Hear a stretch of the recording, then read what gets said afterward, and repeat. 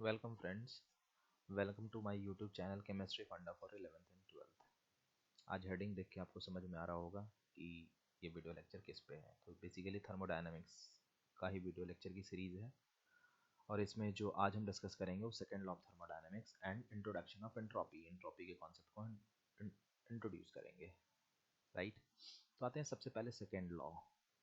देखो, जितने भी लॉज होते हैं ना, ठीक है, वो लॉज हैं, वो बेसिकली ऑब्जर्व्ड होते हैं। जैसे न्यूटन्स लॉ, उसका कोई डेरिवेशन नहीं, ऑब्जर्व्ड है और जितना उसमें पॉसिबिलिटी हो पाती है हम उसको डेराइव करके प्रूव करने की कोशिश करते हैं।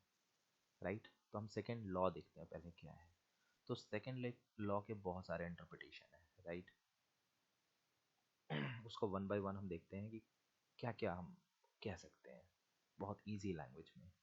The first way, basically actual में फर्स्ट लॉ का सबसे बड़ा ड्रॉबैक ये था कि एनर्जी कंजर्वेशन पे बेस्ड था, लेकिन वो ये नहीं बता पाता है कि एनर्जी का फ्लो किधर से किधर होगा, in which direction energy will move.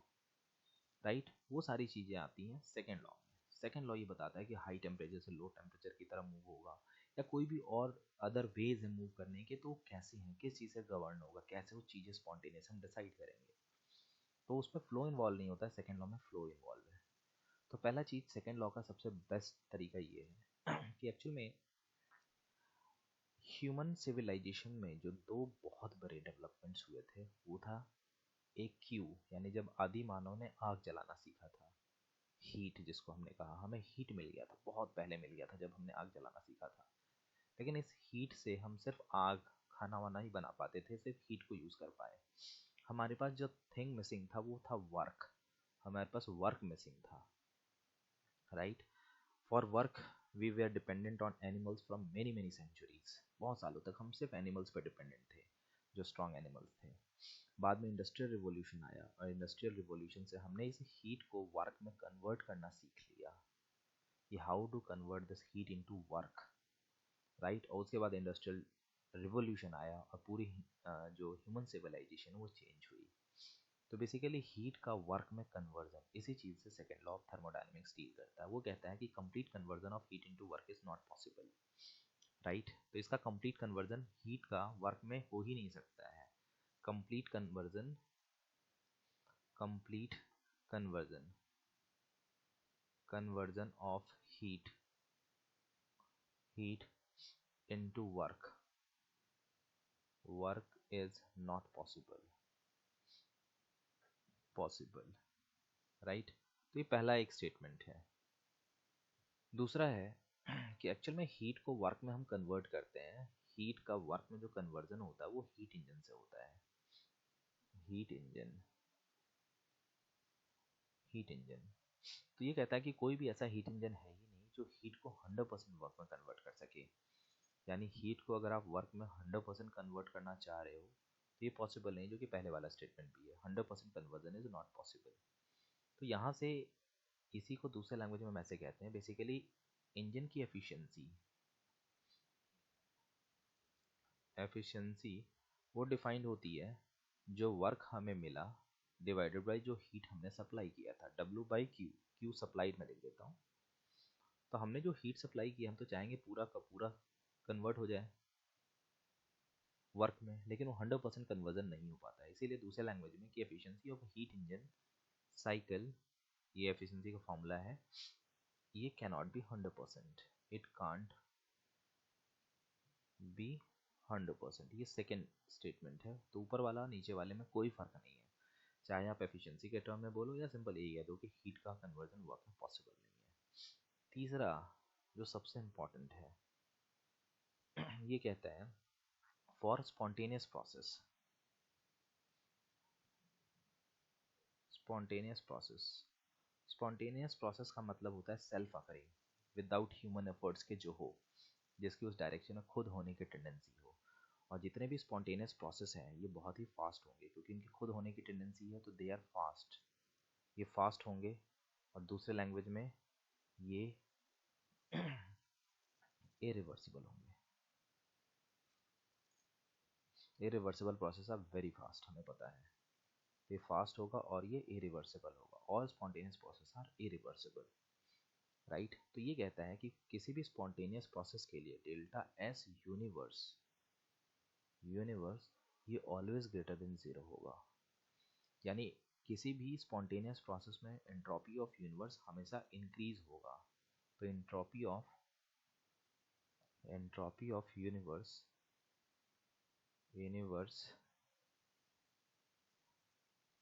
will always increase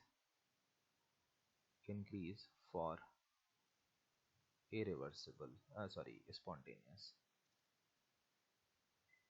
spontaneous process। Entropy of universe ये हमेशा इंक्रीज होगा किसी भी स्पॉन्टेनियस प्रोसेस के लिए। तो ये बहुत इजी लैंग्वेज मैंने आपको सेकेंड लॉ समझाया, लेकिन सेकेंड लॉ में एक नया टर्म आपके लिए आ गया, entropy. This is the term जो अब हमारा फोकस होगा कि भाई ये क्या है। एंट्रोपी ऑफ यूनिवर्स हमेशा किसी भी स्पॉन्टेनियस प्रोसेस के लिए इंक्रीज होगा, तो ये एंट्रोपी है क्या। तो उससे अब हम देखते हैं कि व्हाट इज एंट्रोपी, जो सेकेंड लॉ ने इंट्रोड्यूस किया है। नाउ अब हम एंट्रोपी देखते हैं। तो एंट्रोपी बेसिकली दो पार्ट में मैं इसको एक्सप्लेन करूंगा, एक इसका फिजिकल मीनिंग, दूसरा इसका mathematical meaning.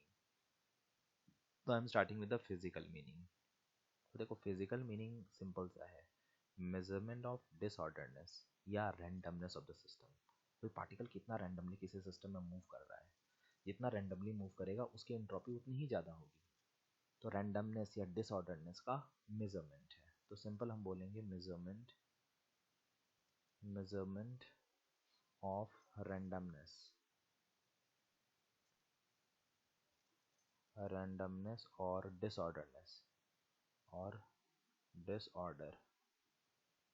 ऑर्डरनेस of the system. ये इसी चीज़ का मेजरमेंट है, डिसऑर्डरनेस या रैंडमनेस का। सपोज करो पहला केस, हमारे पास एक गिवन क्वांटिटी सॉलिड की है, ये सॉलिड है, वो क्वांटिटी सेम होनी चाहिए, से n मोल्स है, आई एम सेइंग से I चाहिए। दूसरे केस में हमारे पास लिक्विड है, ये सॉलिड का लिक्विफाइड फॉर्म, सॉलिड सेम जो स्पीशीज़ है वो सेम है, वो सॉलिड फॉर्म में, यहाँ लिक्विड है। अगेन क्वांटिटी सेम रखने के लिए मैंने यहाँ पे भी n मोल्स ले लिया। और तीसरे में मान लो स्टीम है, अगर वाटर हम कह रहे हैं तो स्टीम कहेंगे, अदरवाइज वेपर कहेंगे। तो यहाँ पे स्टीम है, ये गैस के फॉर्म में है, राइट। तो ये गैस है, स्टीम है, अगर वाटर है तो n मोल्स। तो हमें पता है कि गैस फेज में उसके पार्टिकल ज़्यादा रैंडमली इधर उधर मूव कर सकते हैं, तो इसकी रैंडमनेस ज़्यादा है। सॉलिड में बहुत ज़्यादा टाइट फॉर्म में फिक्स रहेंगे, लिक्विड में रिलेटिवली ज़्यादा फ्लूइड है, ज़्यादा रैंडमनेस है। तो इसके बेसिस पे हम कहेंगे कि जो एंट्रोपी है, S stand for the entropy, solid की कम होगी लिक्विड से और सबसे ज़्यादा होगी एंट्रोपी गैस की। पहला ऑब्जर्वेशन ये है। दूसरा है कि सपोज करो हमारे पास गैस है अलग अलग फॉर्म में, से यहाँ पे हमारे पास हीलियम है। अगेन मैं क्वांटिटी सेम करने के लिए n मोल्स ले लेता हूँ, n मोल्स। दूसरे कंटेनर में हमारे पास O2 है, अगेन क्वांटिटी सेम है, O2 n मोल्स। और फिर और एटॉमिसिटी बढ़ाते हैं, CO2 लेते हैं, ट्राइएटॉमिक गैस, CO2 है n मोल्स। फिर और बढ़ाने के लिए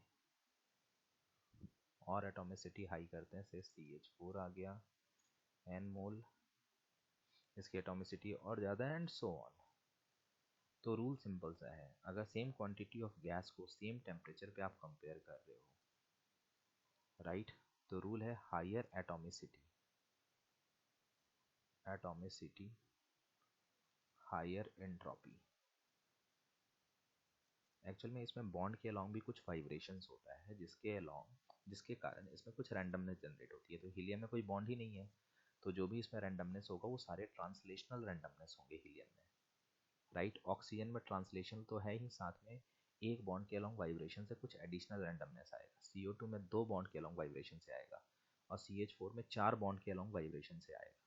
तो जो वाइब्रेशंस है, क्योंकि ट्रांसलेशनल रैंडमनेस सभी में सेम है, लेकिन जो वाइब्रेशन है अलॉन्ग द बॉन्ड उसके कारण एंट्रोपी हायर एटॉमिसिटी वाले की ज़्यादा हो रही है। तो it means entropy of helium इससे ज़्यादा होगा एंट्रोपी ऑफ O2, इससे ज़्यादा होगा एंट्रोपी ऑफ CO2, इससे ज़्यादा होगा एंट्रोपी ऑफ CH4। तो ये सेकेंड ऑब्जर्वेशन। थर्ड, अगर हम किसी रिएक्शन की बात कर रहे हैं तो रिएक्शन तीन तरह के हो सकते हैं। एक PCl5 टाइप का, जिसमें PCl5 गैस टूट के ज़्यादा क्वांटिटी में गैस प्रोड्यूस कर रहा है, यानी उसका 1 मोल डिसोसिएट हो रहा है, 2 मोल गैस बना रहे हैं, 1 मोल PCl3 का, 1 मोल Cl2 का, और इसको हम लिखते हैं डेल्टा Ng इक्विलिब्रियम वाला। ये पॉजिटिव होगा। डेल्टा Ng का मतलब है, जैसे यहाँ पे डेल्टा Ng निकालें तो प्रोडक्ट में कितने मोल्स हैं, 2 मोल्स, रिएक्टेंट में कितने मोल्स हमें लिए थे, 1 मोल्स। तो जो डेल्टा Ng आएगा प्रोडक्ट में गैस के मोल्स का सम, या दूसरे लैंग्वेज में स्टोइचियोमेट्रिक कोफिशिएंट का सम, विच इज 2 माइनस 1 1, जो कि पॉजिटिव वैल्यू है। तो एक इस टाइप का है। दूसरा रिएक्शन होगा इस टाइप का, CO gas plus Cl2 gas gives COCl2 gas. अब इसमें 2 मोल्स एसोसिएट होकर 1 मोल दे रहे हैं, तो यहाँ पे डेल्टा Ng क्या आएगा, negative. Delta Ng is 1 minus 2 minus 1, right. तो इस केस में नेगेटिव हो गया। अब कुछ इस टाइप के भी होंगे, H2 gas plus Cl2 gas gives 2HCl, 2 just hold on 2HCl gas. इस केस में डेल्टा Ng 0 है।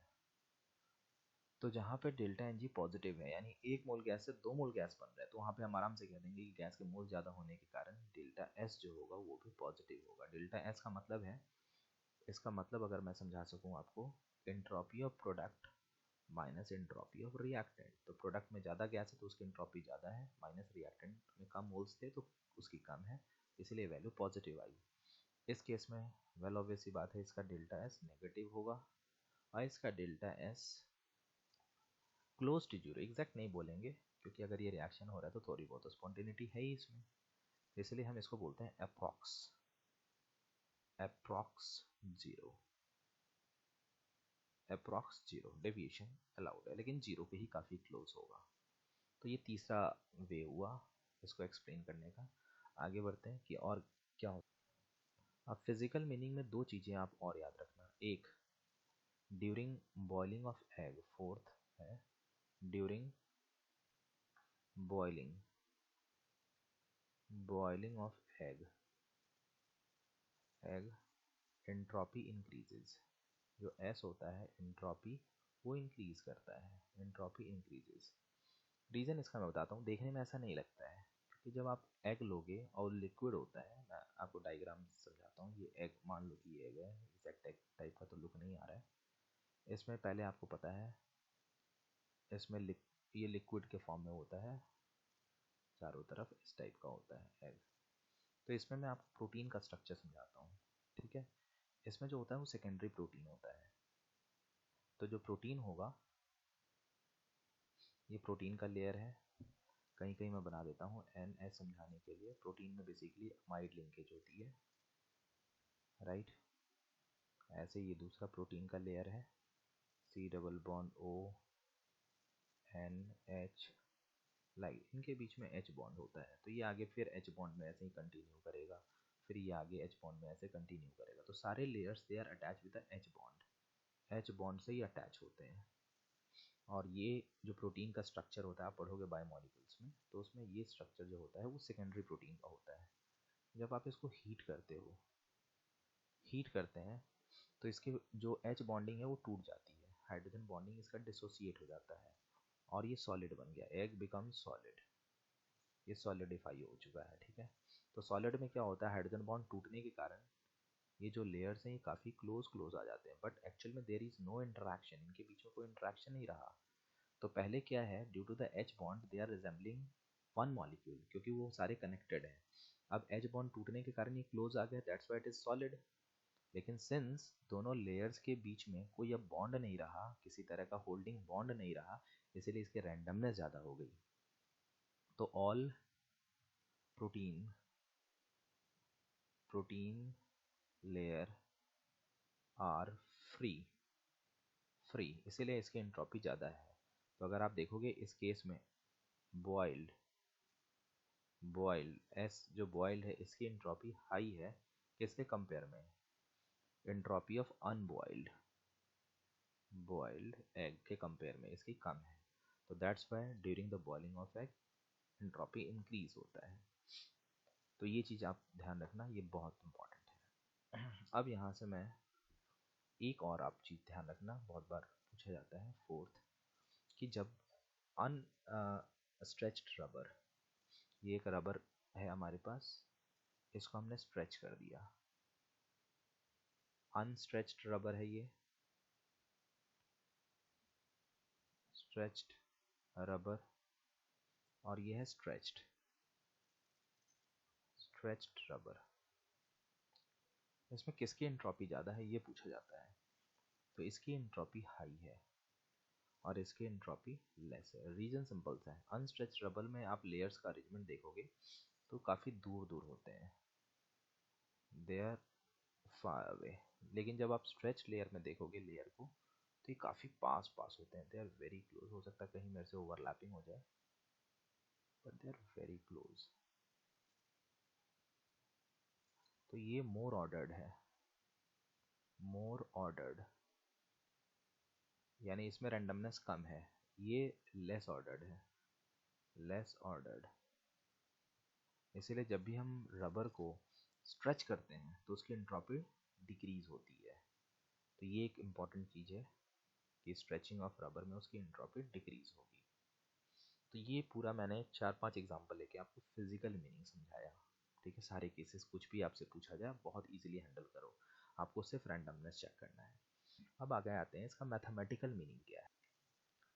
देखिए, एंट्रोपी का मैथमेटिकल मीनिंग जानना है तो सबसे पहले मैं इंट्रोड्यूस करता हूँ एंट्रोपी को। Entropy has been introduced like this, dq reversible by t, right.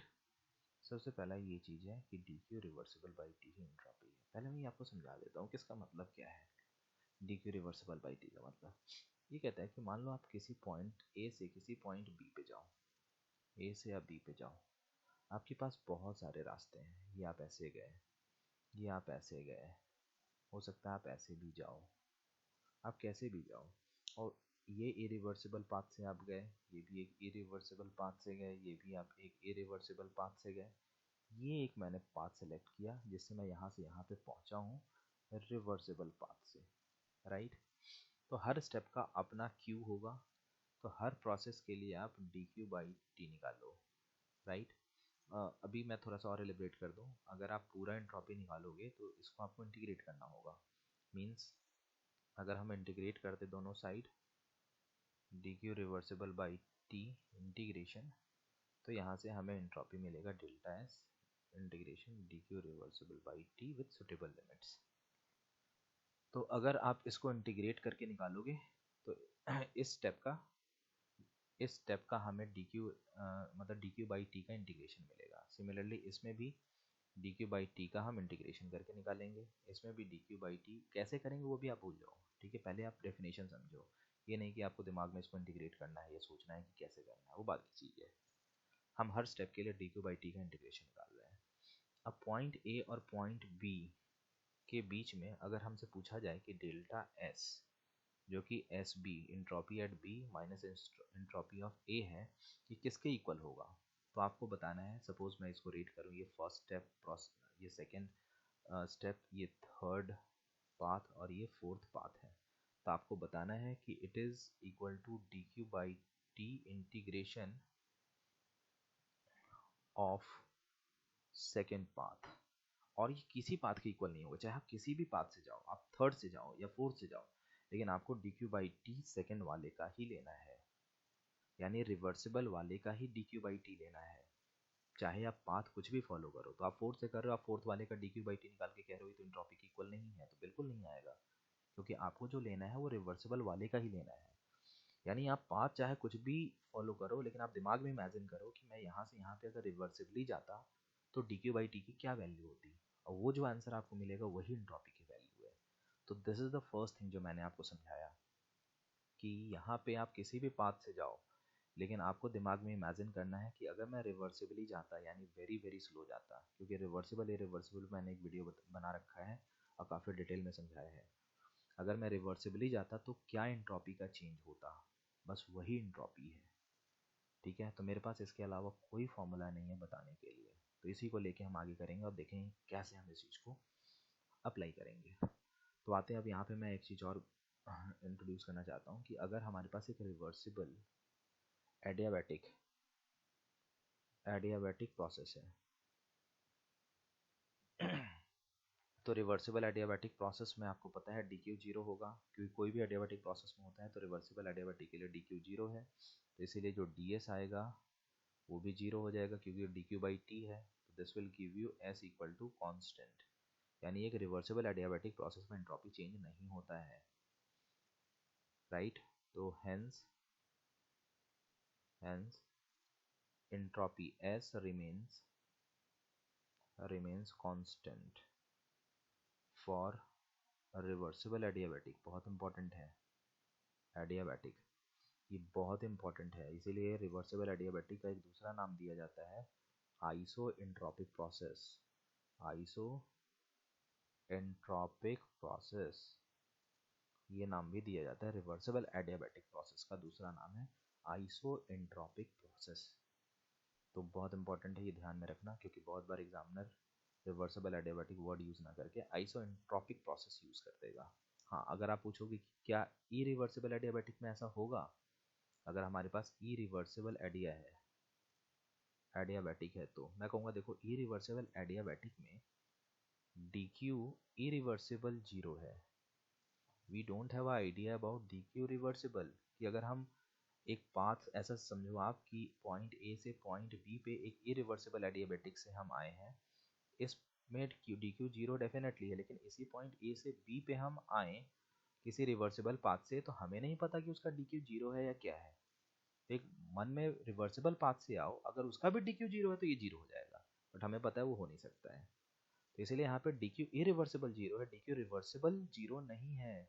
अगर आप एक रिवर्सिबल पाथ से आओगे तो जीरो नहीं है, इसीलिए इरिवर्सिबल एडियाबैटिक के केस में ds जो होगा वो नॉट इक्वल टू जीरो होगा, यानी s ये कांस्टेंट नहीं होगा, ध्यान रखना। आइसोएंट्रोपिक प्रोसेस सिर्फ रिवर्सिबल एडियाबैटिक को कह सकते हैं, इरिवर्सिबल एडियाबैटिक को हम नहीं कह सकते हैं।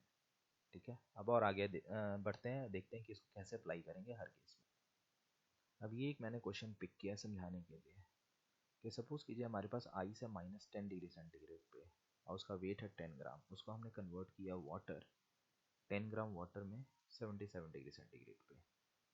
ये डिटेल्स जो हमें यूज़ इसके ड्यूरेशन में जो हमें रिक्वायर्ड होगा, स्पेसिफिक हीट आइस का दिया हुआ है, लेटेंट हीट ऑफ फ्यूज़न दिया हुआ है आइस का, and specific heat of water दिया हुआ है। तो इस प्रोसेस में आपसे पूछा गया है कि बताओ टोटल एंट्रोपी चेंज कितना होगा।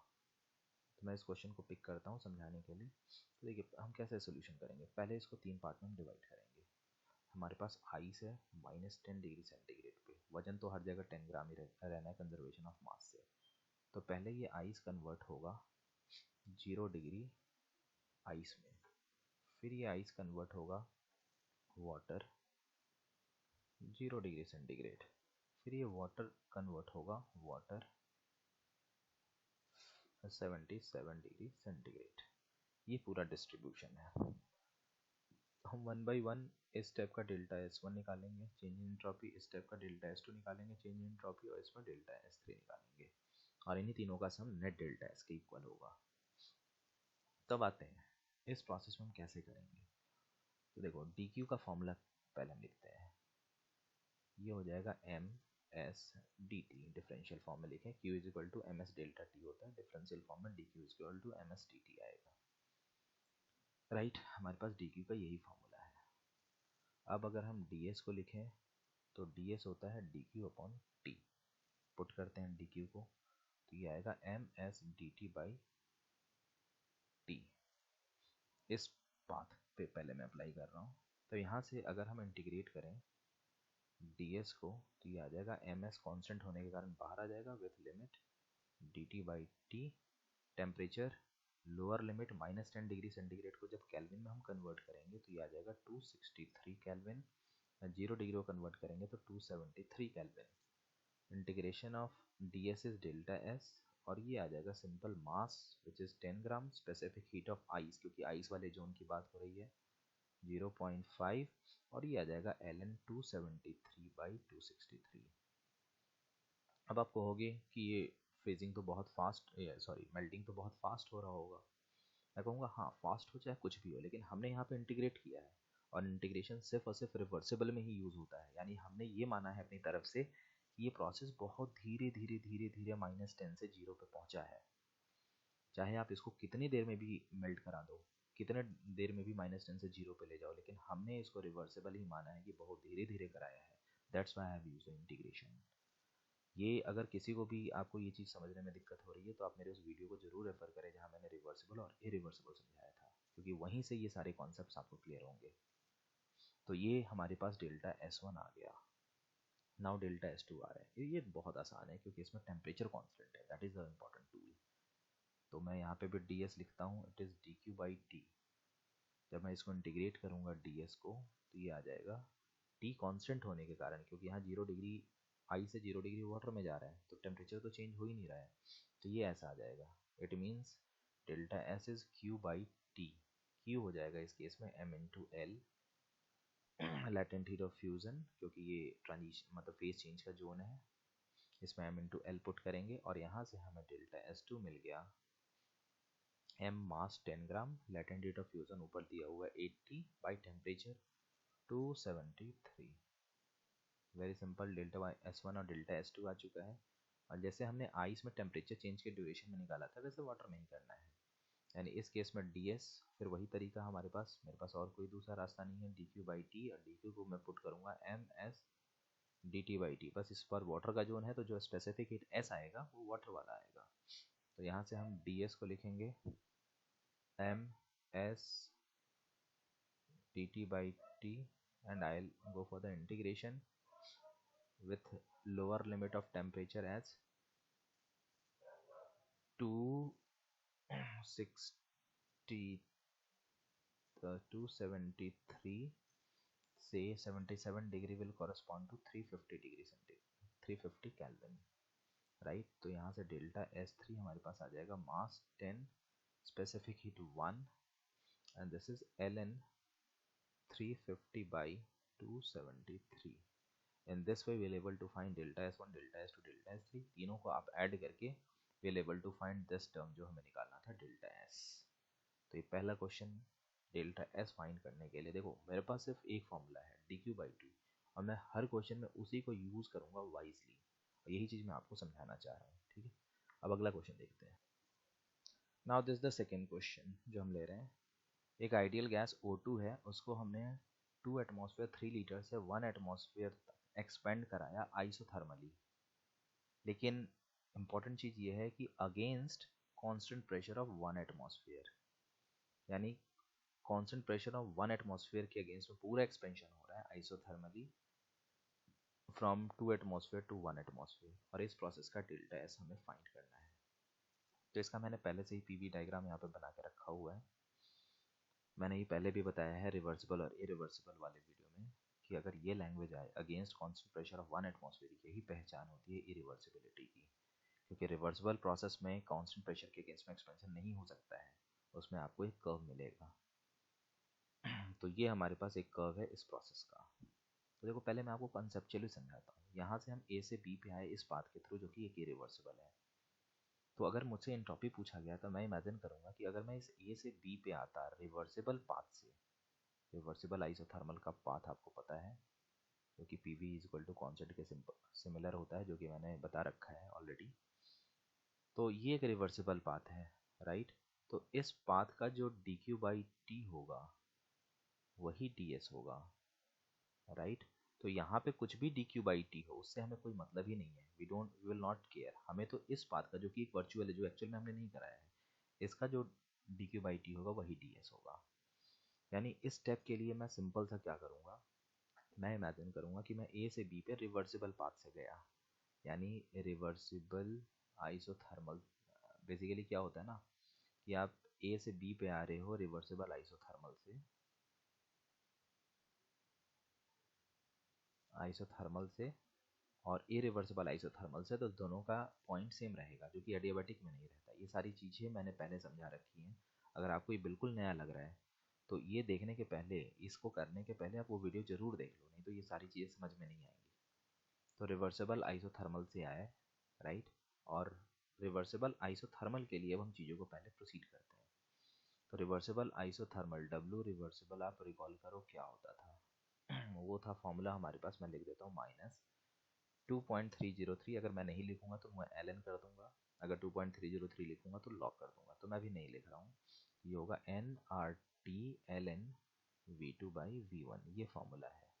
दूसरा, डेल्टा T 0 है क्योंकि आइसोथर्मल है, तो डेल्टा U भी 0 होगा।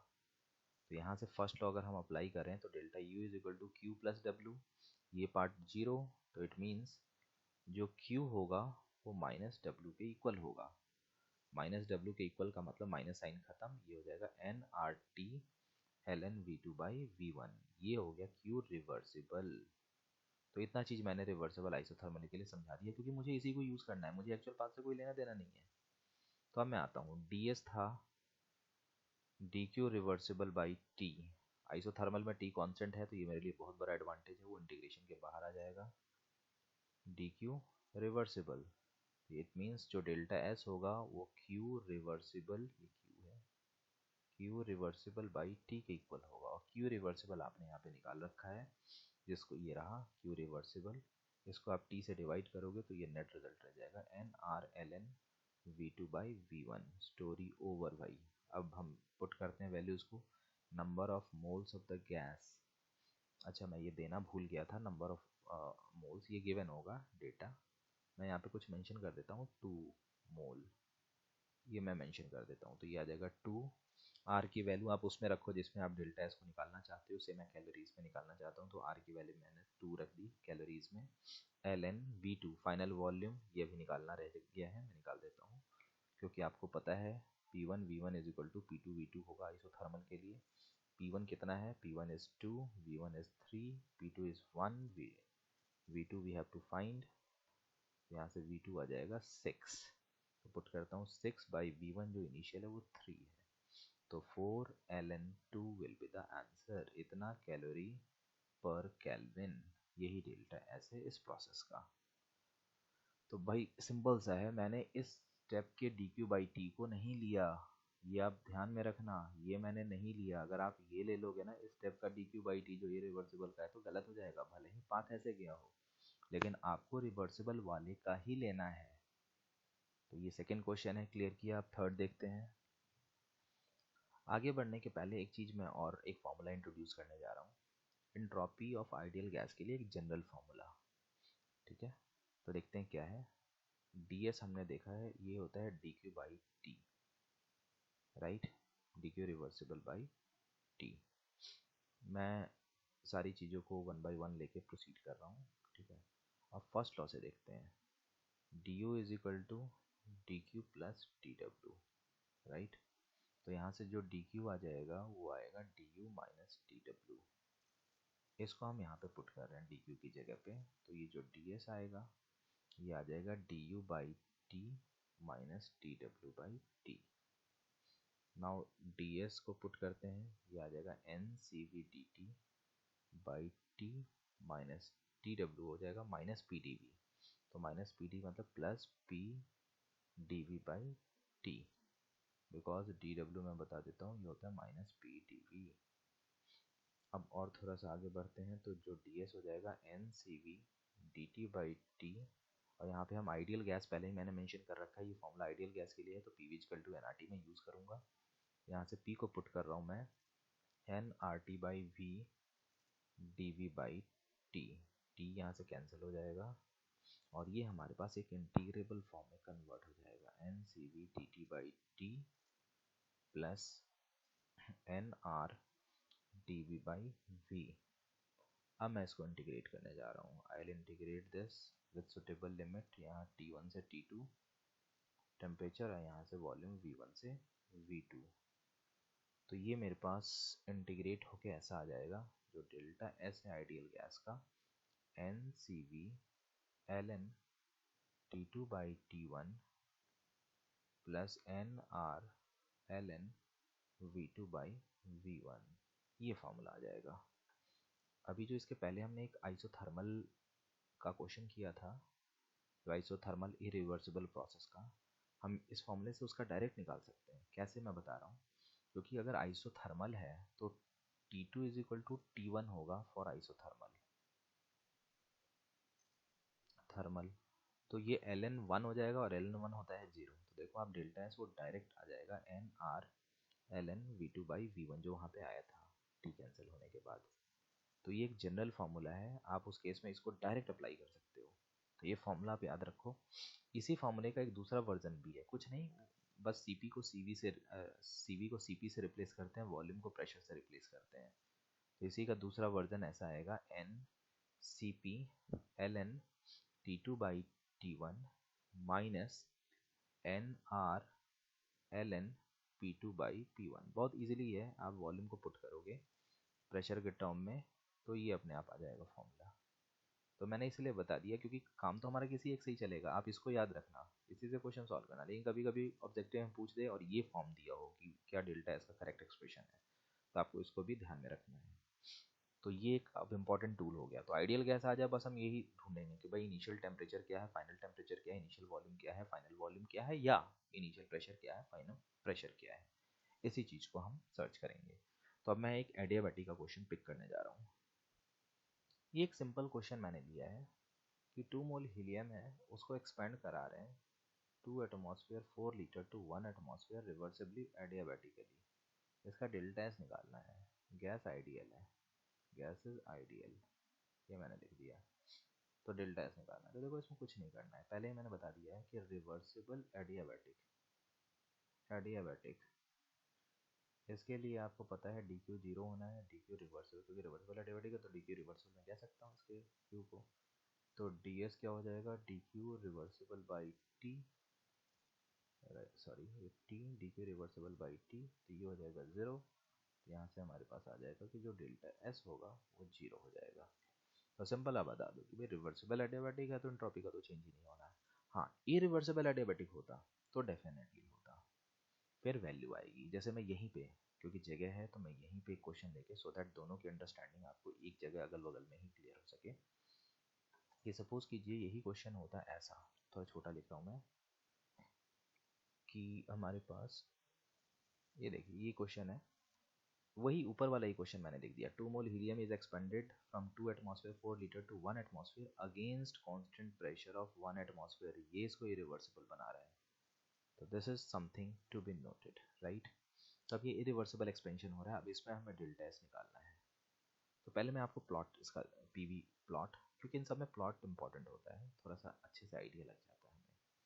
ऑल्दो ये सारे चीज़ के पहले आप रिवर्सिबल और इरिवर्सिबल वाला वीडियो जरूर देखो, नहीं तो ये सारी चीज़ें जो मैं लिख रहा हूँ ना आपको कुछ समझ में ही नहीं आ रहा होगा, राइट। अगर वो वीडियो देख लोगे तो सारी चीज़ें क्लियर होंगी क्या हो रहा है।